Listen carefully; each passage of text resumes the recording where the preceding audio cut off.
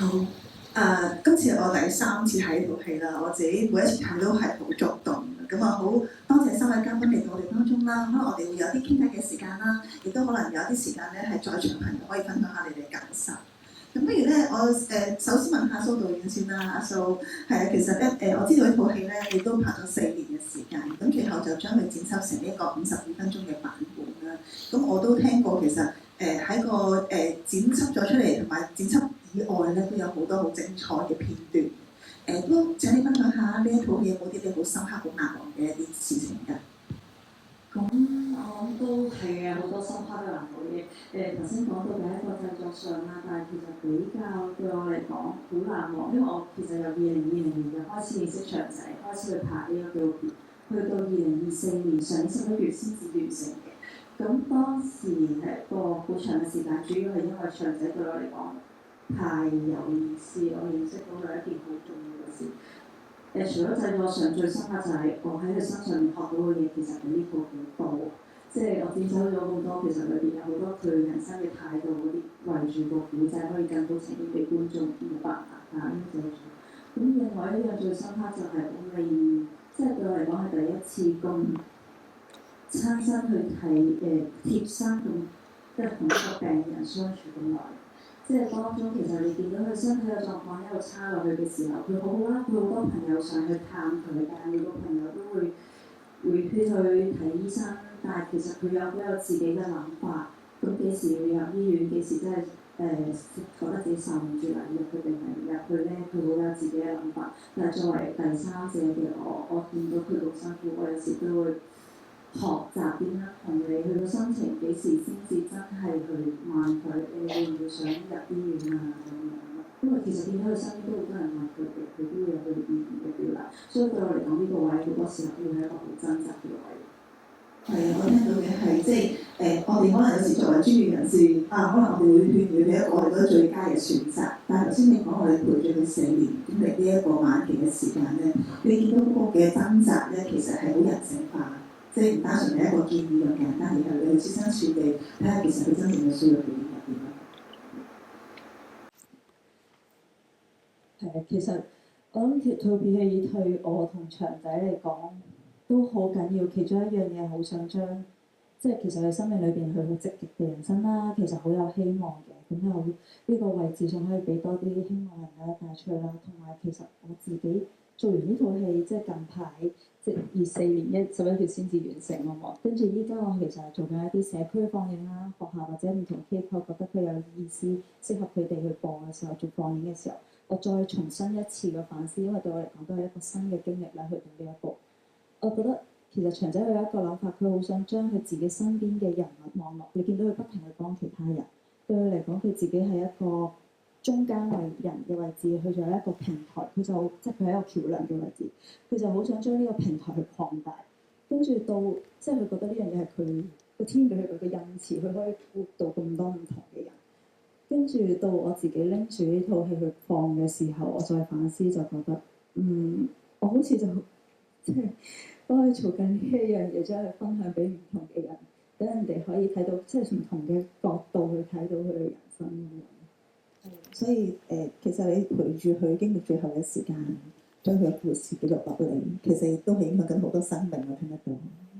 我諗已經唔係陪住佢經歷咗佢最後，依家好似其實一直都同佢一齊咁樣。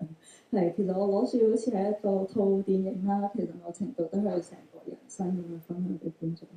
係，所以好似生命唔會因為嗰個肉身即係離去，然後會停止。可能佢嘅故事流傳落去嘅時候，可能對唔同嘅人都有唔同嘅影響。多謝你。咁我哋等陣再有機會傾偈嘅，我哋可能又請阿陳醫生分享一下。咁咧其實頭先阿長哥咧，其實因為一個嘅出世嘅時候1分鐘嘅缺氧啦，就有個嘅病患啦。咁其實過去咁多年工作裏面咧，都有好多接觸醫療複雜嘅情況嘅小朋友啦。可唔可以分享一下咧？你對呢套戲睇完之後嘅感受啊？大家好啊！咁即係我都第2次睇嘅，其實咁就第一樣好痛心咧，就一開始嘅時候咧，即係你想象到一個小朋友，即係我作為呢個兒科醫生咧， 11歲先至第一次嚟過屋企。呢樣嘢我真係覺得好痛心啊，同埋真係都唔知用咩可以形容，我真係覺得好痛心。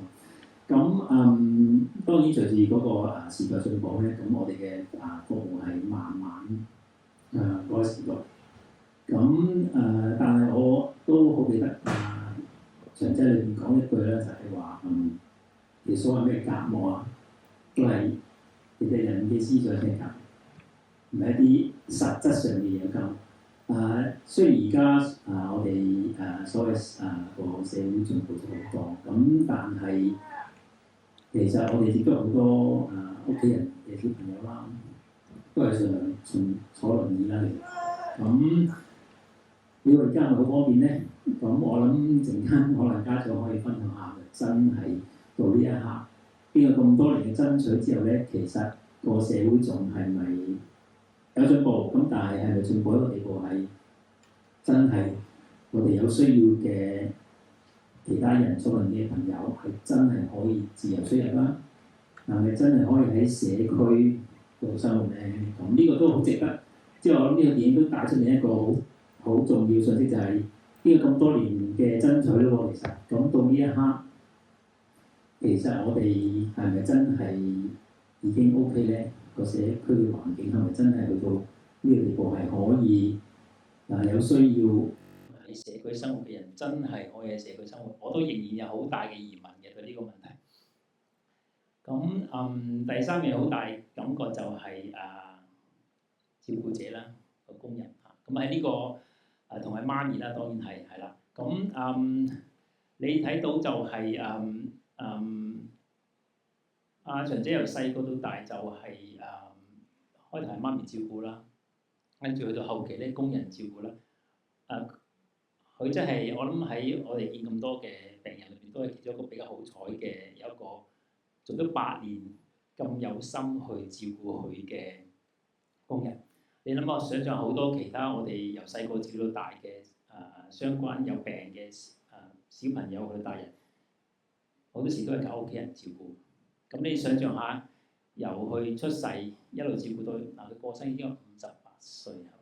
係咯，58歲。咁你諗下，真係咪可以照顧58年咧？父母係咪真係可以照顧自己小朋友58年咧？咁照顧者，你見到頭先個工人其實佢都，你見到去到後期嘅時候咧，其實佢都係真係不知所措，即係其實真係唔知道可以點樣做，亦都唔知道有啲咩人可以幫到佢。咁呢個都令到好感覺到而家我哋好多家長咧喺照顧我哋啲小朋友時候，其實都我諗都有好多呢一種嘅感覺。咁其實除咗我哋照顧佢之外，仲有啲乜嘢人可以幫到你照顧佢咧？咁呢個我諗照顧者都係一個我哋好需要，即係除咗病人本身之外咧，照顧者都一個好需要我哋真係要開始。我諗大人方面可能講得比較多少少一啲照顧者嘅一啲困難啦。咁但係大人其實好多時老人家可能你係幾年10年啦，但係你睇下我哋一個小朋友係啦，由佢有病開始去到佢過身，可能講幾十年嘅喎，幾十年係即係大家想象下幾十年翻工365日翻工24小時當值咁係一個乜嘢狀況咧嚇？即係佢哋個困難究竟喺邊度咧？有啲乜嘢支援咧？咁呢個都係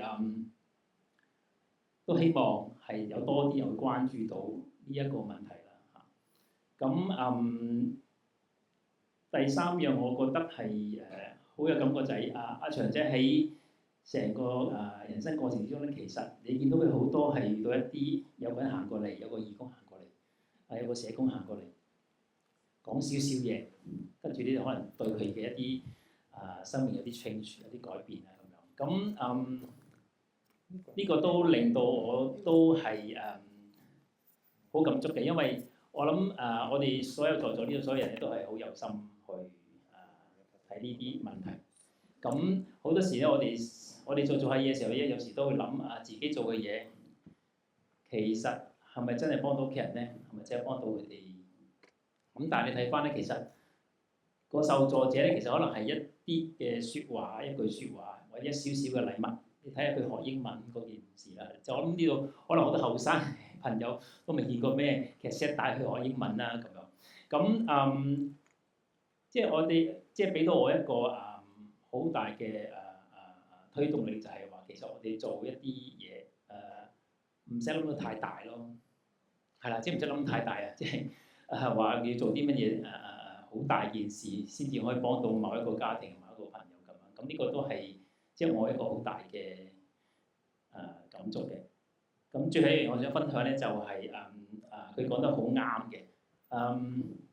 我哋健康人士去講一啲殘疾人士嘅需要咧，永遠都係冇真真正正照顧殘疾人士或者殘疾人士本身出嚟講佢哋嘅需要咁貼地，同埋咁講到佢哋真係有啲咩需要，係啦。即係我諗呢樣嘢都係好開心啦！而家香港就多少少一啲嘅病人互助組織咧，去慢慢推動呢樣嘢啦。咁陣間佢阿媽咪可能都可以講下，即係佢哋個會嘅一啲工作，都係一啲我諗呢個係一個我哋一定要盡量咧如果我哋其他嘅朋友想幫手，都盡量咧去令到佢哋可以有呢一類嘅一啲支援嘅組織咧，去互相去支持，同埋俾機會佢哋去喺唔同嘅場合發聲咯。係，因為我諗我哋講極都冇一個用家咁好嘅。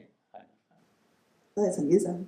我諗喺度聽你講嘅時候就好有感受，就係我哋可能在座嘅嘉賓都係做人專業啦。好多時我哋話好想幫佢，但係其實咧，我諗嗰個幫字咧，可能我哋有另外一個意味就係其實係生命嘅相遇。即係我哋有時可能唔係做呢一個工作咧，我哋係唔會遇到呢一啲生命佢哋嗰個轉折，然後我哋同佢有一個經歷，我估對佢同對我哋自己都好有影響。咁另一個就係家人啦，即係好似我估 Eva 係即係一路經歷住仔仔嘅病患啦。咁我估喺呢個生命嘅相遇裏面，你自家人都有好多嘅感受。咁頭先你睇一套戲嘅時候，有冇一啲咩嘢感想㗎？大家好，咁醫生頭先都講得好詳細，佢好中意整下人嘅，佢啲波唔係第一次係嘛？咁我哋自己都睇第二次嘅套電影，咁但係其實我諗我自己睇幾多次都好啦，都係一個即係一定係有啲感動或者感觸位喺裏邊嘅。咁頭先我見到長仔佢成個生命佢講緊嘅就係，即係佢嗰種堅毅咧係好似頭先醫生話齋，佢個生命裏邊可能有好多好人好善啊，或者我會稱呼嗰啲真係一個天使喺佢身邊。咁佢出現嘅時候，咁佢都要憑自己，就係佢有嗰個信念咯。即係佢有信念就係要佢會啟發到佢自己有啲幫助呢個弱勢社群又好，幫助呢啲傷殘人士又好，但係佢係付諸實行，佢係真係做出嚟咯。即係好老實，我都係第一次睇呢套電影，我先知道原來，我哋而家譬如真係喺用緊好簡單嘅啫，2蚊乘車優惠喎咁，或者一啲真係嚴重傷殘人士一啲資助喎，原來個由來喺邊度嚟嘅咧咁聽落好似好市儈咁，好似樣樣都係一啲錢啊一啲資助咁，但係好老實，即係一個殘疾人士個人生裏邊，其實我覺得可以令到佢哋煩少一方面嘅嘢，其實佢對佢哋幫助已經好大咯。咁同埋我好深刻有一句説話嘅，佢就係提到佢講兩次，佢話即係佢唔係一份工作上面令到佢覺得自己有用，係佢係喺去做緊義務工作去幫緊人嘅時候咯。咁我覺得呢個理念都係即係好好嘅。同埋頭先醫生提到嗰樣嘢就係唔好諗到件事好大好嚴重，其實真係幫手開個門，其實一啲咁少嘅事其實都係咯，即係已經係一個幫助咯。冇事。係啊，我諗喺成個社區點樣去支持所有嘅朋友，佢哋可以生活得順暢嘅，其實係每個人都可以做少少嘅事。另外頭先你講到話阿長仔佢去爭取好多嘢，但係佢又講佢個好大嘅力量嘅源頭都係媽咪，諗起媽咪個眼神呵，即係點樣喺度好無私咁照顧佢。咁而我知道你而家都喺其中一個嘅病人組織啦，係擔任副主席啦，亦都好致力推動一啲罕有病方面嘅一啲即係利益啊、權益啊咁。可唔可以介紹少少你哋嗰個會同埋其實係最想做到啲乜嘢㗎？咁其實我哋協會啦，叫香港道興氏肌肉營養不良症嘅協會啦。咁其實我哋成立咧，我哋係上年4月27號先成立，我哋真係1年都未有喎咁。咁我哋開始成立呢個協會都真係因為我仔仔啦，識咗一班同路人啦。咁我覺得唔同嘅家庭真係認識咗之後，你先知道原來好似頭先長仔話齋。我唔係一個嘅，係啊，即係我哋唔係一個人，原來都有有其他人可以陪伴啦嚇。我覺得有時聽到嗰個頭先你話真係一個幫字，去到有啲位都敏感嘅，係啦。咁我覺得同行啦嚇，有啲家庭可以同行啦，可以家庭與家庭之間可以分享一啲真係照顧嘅經驗。好實際嘅經驗嚇，即係一啲講緊係邊條路行得，邊條路唔行得嚇。我哋啲小朋友轉咗做電車，佢需要一啲乜嘢嘅支援？係啊，真係一啲好生活化嘅嘢咯。咁我哋暫時我哋個組織希望嘅就係可以聯繫一啲即係我哋自己同病嘅病友啦，有啲家庭可以做一啲支援啦。係啊，同埋我哋希望嚟年都可以做多少少，可能係照顧者嘅活動啦，即係趁一啲小朋友可能返學嘅時間，咁我哋爸爸媽媽啦，我覺得有時照顧者咧都 focus 咗喺媽媽度，係啊，咁我覺得爸爸啦都一樣嘅，咁可能甚至乎仲難去講出口，咁我覺得做多少少係呢方面嘅活動咯，即係可能哪怕出嚟真係只係傾下偈、閒談下，咁自然就有話題㗎啦，咁只要肯做咯。咁長遠嘅目標，我哋梗係想喺個藥物方面可以再做多少少，譬如即係政府支援上咯，係一啲資助上嘅爭取咯。咁係啦，呢個就係我哋嘅成立呢個會嘅目標。係頭先話其實係用家自己先最真實講到自己嗰個需要出嚟。同埋我頭先講話藥物啦，可能藥物名冊邊一啲包括，邊啲唔包括，都好牽涉到我哋日常生活要支出有幾多咁樣。咁所以就係好唔容易嘅路程啊！希望可以一齊行呢條路。咁咧仲有啲問題可以問嘅，不過咧我諗在座咧都有好多朋友已經蠢蠢欲動，想同我哋分享下你對頭先嗰套戲啦，或者可能想同我哋嘉賓傾下偈嘅。如果你願意傾偈或者分享嘅話咧，你可以咧示意舉手，我哋同事會拎個麥過嚟俾你，你可以同我哋講下你對呢套戲嘅感受啊，或者可能對於情況即係醫療情況複雜小朋友嘅一啲任何嘅一啲分享嘅。唔該，謝謝。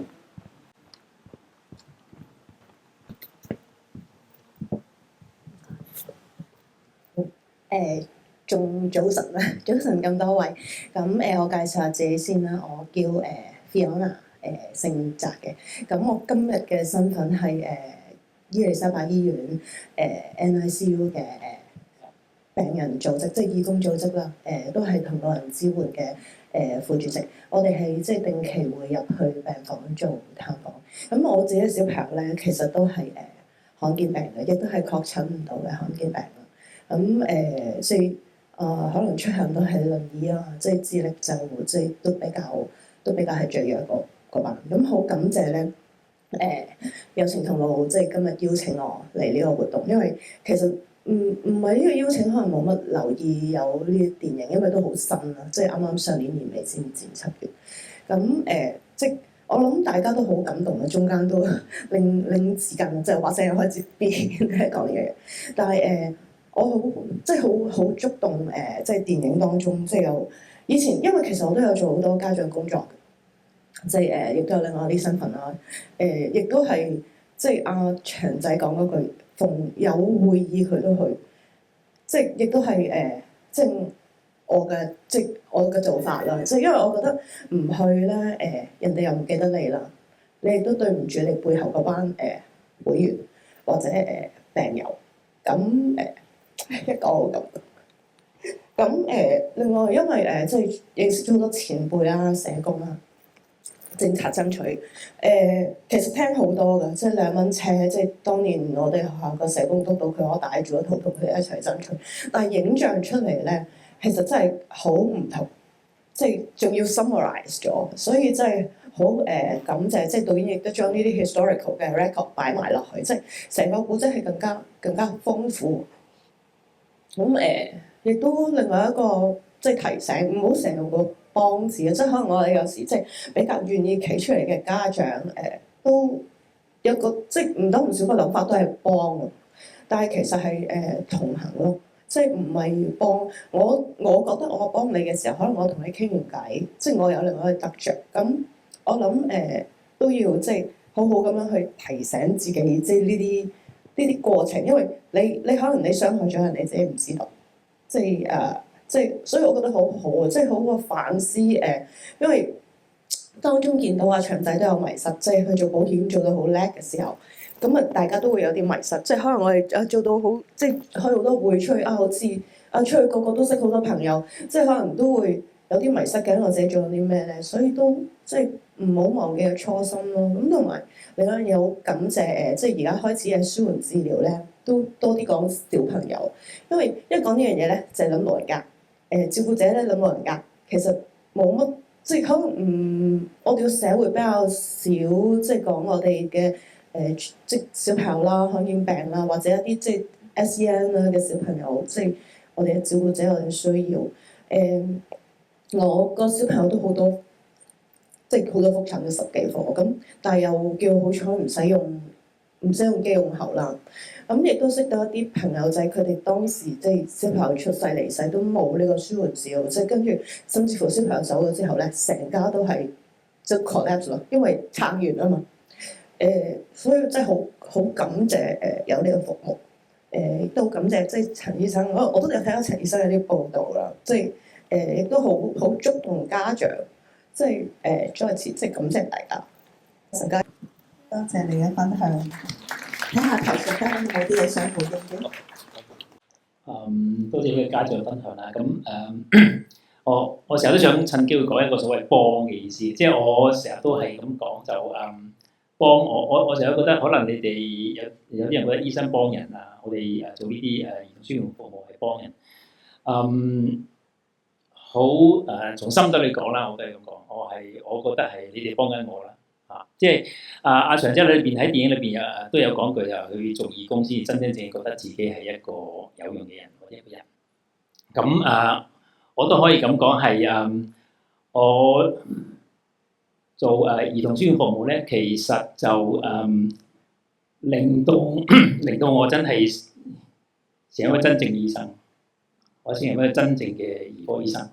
係啦，呢個係我好大嘅感覺嘅，所以幫我諗我哋當然同行，當然都同行，但係究竟邊個幫邊個咧？我成日都有呢個疑問，究竟係我幫緊你，定係你哋幫緊我咧？咁所以我諗呢個就係我好想回應翻家長所謂幫我。我諗大家同行，不過你一定係教緊我哋一啲嘢，尤其是醫護人員咧係好需要學習。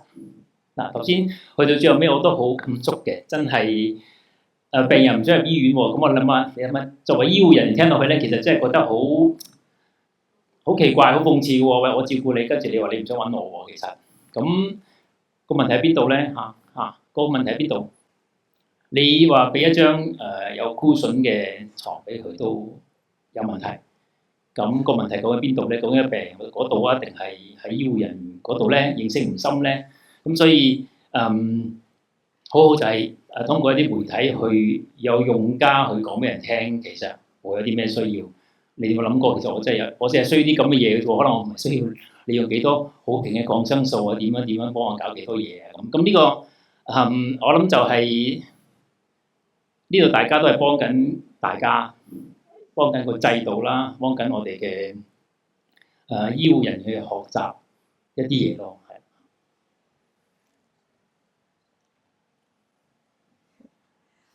我今日都好強烈咁感覺，即係其實我好多謝醫生，你頭先咁好用文字幫我形容咗阿長仔可能生命裏邊遇到唔同嘅人，一個小小嘅點就將佢生命有轉變。呢一樣嘢其實對我嚟講都好重要，所以創作上裏邊我都強烈地將呢啲位咁樣擺出嚟。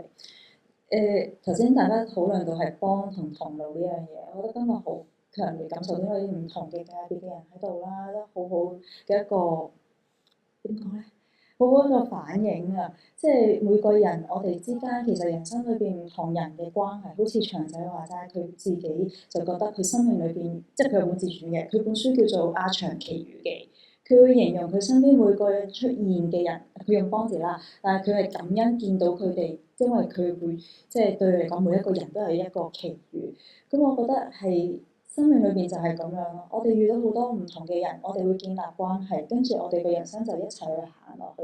嗰樣嘢係好美好，所以今日頭先大家討論咗咁多，我覺得好強烈有呢個感受。係，即係個相遇係好特別嘅相遇咯。好，睇下在座嘅朋友都想分享下。我係罕見疾病聯盟嘅同事 Amy 啊。咁本身咧，我係一個護士嚟嘅。頭先睇阿長嗰個片咧，就好多有啲觸動位嘅。咁即係可能係一個咩機構，其實都係為咗即係政策嘅倡導啦，同埋即係帶翻啲病患出嚟社會啊，同埋分享自己信息。所以見到阿長呢一個成套片咧，即係導演可以將佢嗰個信息好完整地去分享俾大家咧，其實多謝導演。咁喺中間咧就聽到阿長即係最嬲尾嗰時咧就話我唔想入醫院，個原因咧其實真係好明顯，就係佢喺屋企咧就係有一個即係後期就有個姐姐啦，係照顧咗佢8年。佢點樣咧？只要叫 Ellie 一聲咧，佢就即刻幫佢轉身啊，令到佢即係感覺係好啲啊咁。同埋呢啲係可能係夜晚黑，可能佢會係轉好多次身。同埋咧就係用嗰個 Ripple Bag 啦。咁其實 Ripple Bag 入邊咧，頭先醫生都講咗啦，係醫院嘅問題啊，我哋醫療人員嘅問題，定係咩問題？其實係資源嘅問題。咁即係普通嘅急症醫院入邊咧，呢啲 Ripple Bag 咧一定唔多嘅。但喺康復醫院入邊咧，亦都未必好多，或者有啲咧就擺咗喺佢哋嘅 store room 入邊，已經摺埋咗或者少用咗，摺埋就一定係穿咗窿噶啦，再打翻出嚟。咁其實咧就係有啲資源喺一啲康復中心入邊咧，康復醫院入邊咧係有嘅。咁但係咧，另外亦都俾我諗翻轉頭就係。長仔話：你唔俾我拎我屋企嗰張嚟啊！咁其實咧，中間有可能有就住一啲話，你拎屋企嚟，可能有一個衞生問題，定係又驚整爛你啊，諸如此類。其實呢啲嘢咧都可以好容易就可以處理到嘅。咁同時間咧，急症醫院當然就好難咧，就俾一個家人咧24小時喺度陪。咁所以咧。病人點解唔肯入醫院？就係因為冇佢熟悉嘅人陪佢一齊。但係當過咗2-3日之後，可能喺醫院管理局入邊咧，就係會將佢哋轉咗去一啲 rehab centre 嗰度。嗰啲 centre 其實就應該而家就要諗，除咗兒童病房之外，可能有少部分有家人陪，但係成人病房有冇呢一樣嘢咧？其實亦都係一個時間去諗咯。頭先長仔講到佢同佢媽媽分別咗喺住院舍，同埋佢媽媽喺屋企，呢一點咧係真係好吉心吉肺。10點鐘等媽媽一個電話，媽媽離世係自己係唔可以陪住。呢一個係咩情景？係乜嘢嘅安排咧？其實真係需要喺呢一度去諗咯。咁所以咧。即係希望喺媒體上面啊，大家去發聲嘅時候咧，我哋除咗係即係喺資源上面，我哋一定要去繼續去爭取。但係呢啲咁嘅軟件嘅安排上面咧，其實真係需要有好大嘅改變。你話香港嘅醫院入邊咧就冇呢啲咁嘅安排嘅，但係我亦都去翻去喺國內嘅醫院，有好多時候咧去探或者去 visit 去嗰度做一啲義務工作嘅時候。其實佢哋個屋企人嘅家人咧，真係陪住嘅。咁其實喺中間入邊有冇一啲喺香港可以有一啲中間嘅落墨咧喺呢一度？咁亦都係可能要慢慢嘅爭取。咁係點樣令到香港嘅醫療人員咧係將佢個 mindset 係改咗？即係佢做醫療，佢只係俾一日2-3個鐘頭去談，其他時間就有好多各種理由咧，係將屋企人推咗出去出邊。咁呢啲亦都係好難咧，即係讓到病人咧有事嘅時候咧，就願意好自動願意入醫院。因為其實我都有面對唔同嘅病患嘅，咁我自己都係照顧會員，佢哋亦都有啲身體嘅殘障，好多時候係唔願入醫院個原因都係上述嘅理由，身邊冇一個人，佢要轉身，因為佢哋嘅轉身同普通我哋喺醫院入邊嘅轉身咧係一啲都唔同嘅，同埋個頻密次數咧係好唔同嘅，真係要有一個人喺側跟咯嚇。多謝，多謝你嘅分享。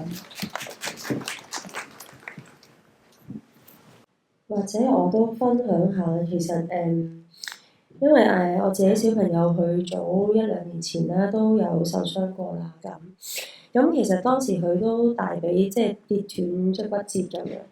咁其實在於我哋照顧者嚟講，其實我真係以為住喺醫院係會適合啲嘅嚇。咁但係，咦？當我哋嗰個過程去即係感受成個醫療過程嘅時候，我就發現就好似頭先 Amy 話齋啦，就因為佢唔會 tailor made 俾你㗎嘛，佢唔係專門為你一個人。有啲位我覺得我哋係明白嘅，咁但係就去翻頭先嗰套戲啦，嗰種隔膜其實係人諗出嚟嘅，就係規矩係喺度嘅，我相信大人係生嘅。咁係咪有啲嘢真係唔得咧？咁我覺得而家呢個世界好似係真係少咗啲愛嘅。因為我覺得係慢慢行到呢個位咯。唔係一開始就樣樣嘢都話冇人情講嘅。咁我覺得係個社會真係慢慢越嚟越行到一個位嘅就係，我條線喺呢度啊，真係過啲咁多，大家都好自保啦。咁係咯，咁我覺得大家都可以即係人性化去諗下個小朋友需要乜。咁頭先我提到，因為我哋面對嘅係我哋自己小朋友，咁我見到嘅就係對於小朋友嘅容忍程度又好，或者配合嘅程度咧，其實喺醫護人員嚟講已經大好多噶啦。咁但係我知道有啲家長咧，其實可能小朋友已經行17、18歲，佢真係要面對嘅就係嗰個轉去成人科。我未知道係一件咩嘅世界，但係我聽到嘅就係，好似嗰個照顧上面啦、資源上面啦，或者好簡單嘅就係我根本唔可以培訓啦。係啊，咁我都好一句嘅啫，我就問唔培訓，咁你夜晚點啊？唔好講夜晚啦，你去洗手間點啊？即係我覺得件事其實我哋作為照顧者，我都唔介意，我願意24小時我陪住我需要照顧嘅家人嘅時候，點解唔可以喺呢啲位置度有個酌情咧？而話事嗰個係邊個咧？咁樣咯嚇。咁同埋我遇到嘅有一件比較我覺得比較衝擊嘅事就係，譬如我哋自己小朋友，其實佢可能一啲肢體上面咧，其實已經本身都唔可能去伸直手腳啊。即係有佢哋嘅難度啦咁，但係我遇到嘅 case 就係佢哋個模式，即係真係一個做嘢嘅模式咯。咁變咗我知道可能佢你骨折你遇到嘅情況，我就1、2、3啦咁。咁佢哋就係咁樣做咯。你問我佢有冇錯咧？佢冇做錯，不過佢冇用心咯。咁我哋遇到好多時都係呢啲情況。絕對係有天使喺裏邊嘅，絕對係有遇到一啲好好嘅醫護、好好嘅社工、好好嘅醫生，係啊。咁但係希望將呢一個好宣揚開去咯，係啊。其他想補充嘅？係啊。咁時間所限啦，我哋可能揾多一位朋友，如果有需要，我哋都想喺度同幾位嘉賓分享下你嘅諗法。有冇朋友都想分享下嘅？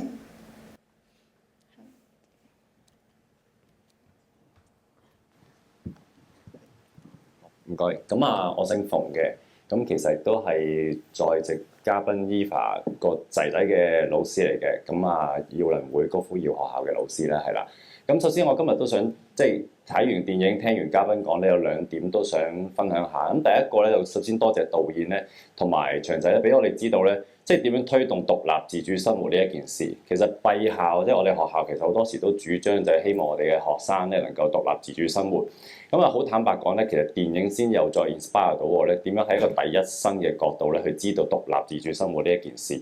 即係由我哋一啲主流嘅人啊，或者並非病友，即係去睇呢件事咧，就係我哋教佢哋去獨立自主生活。咁但係坦白講，呢個都仲係我哋嘅角度。咁但係調翻轉睇完電影之後，即係再令到我知道呢一件事情如何。其實我諗我哋唔係做一個 teacher 或者係一個 educate 佢哋做獨立自主生活咯，而係點樣幫佢 conduct 呢一件事或者 facilitate 呢一件事咧。即係我會有個咁樣嘅 inspiring 咁，所以我又覺得咦係喎，又好似俾多一樣新嘅資訊我啊咁樣。咁呢個第一點嘅分享。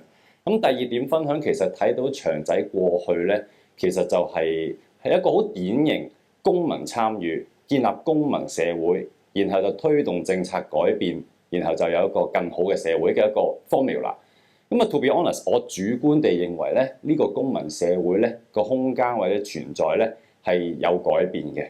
咁呢個我主觀嘅睇法啦。OK，咁我唔知在席嘅大家有冇咁嘅感覺啦。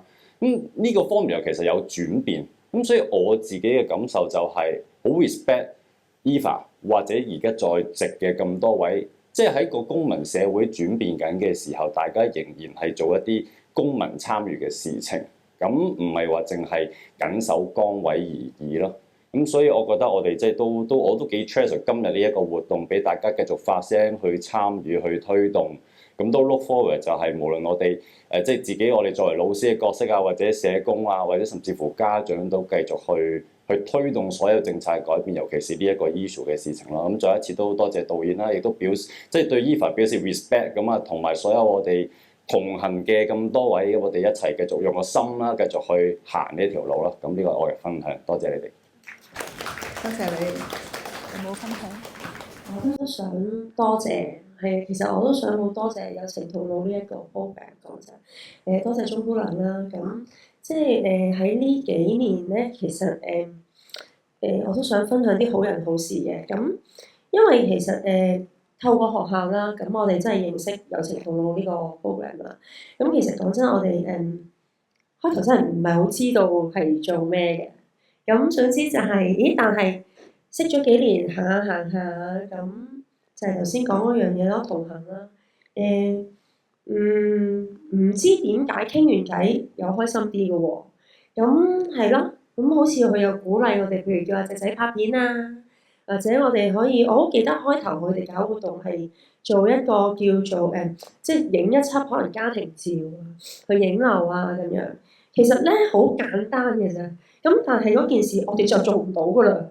因為啲影樓入唔到㗎，啲碌唔俾入㗎，啲鞋唔俾入㗎，即係咁樣。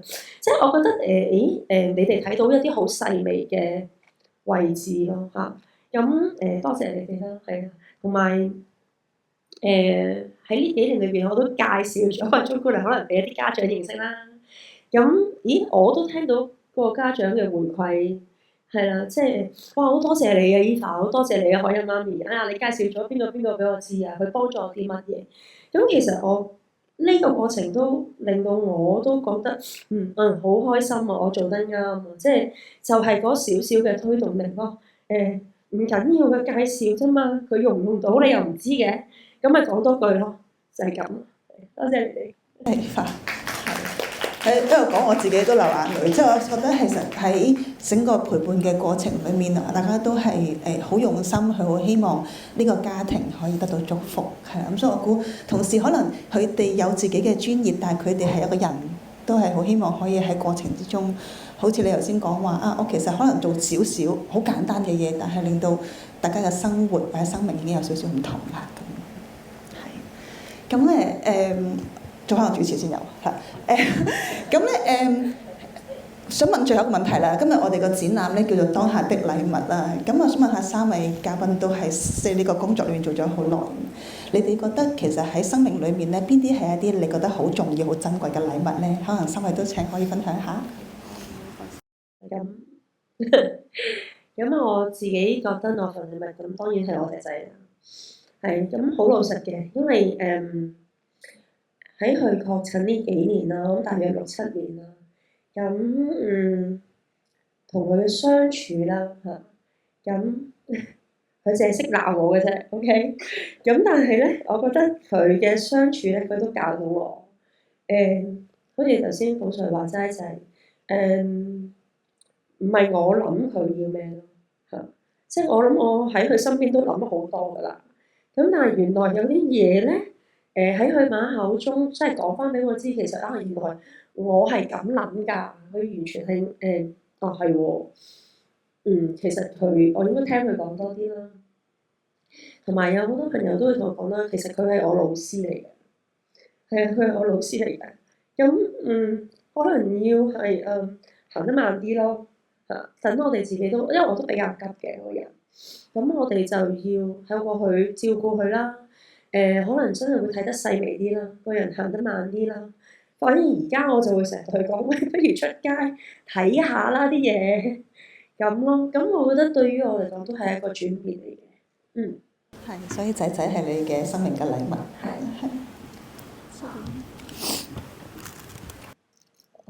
我生命嘅禮物。其實好多謝，其實身邊真係愛錫我嘅人啦，即係除咗屋企人係必然啦，唔係即係唔係必然嘅，都但係真係多謝屋企人同埋，其實即係我拍呢套紀錄片係好多謝佢哋嘅信任咯。如果唔係佢哋信任我，其實都係第一次，又冇乜經驗，同埋其實我對佢哋嚟講係一個愛人嚟嘅，原先係一個愛人嚟嘅。如果唔係佢哋願意信任我，即係將呢件事呈現俾大家睇嘅話，所有事都唔會成咯。就好似長仔話齋，所有嘢其實唔係一個人可以做到。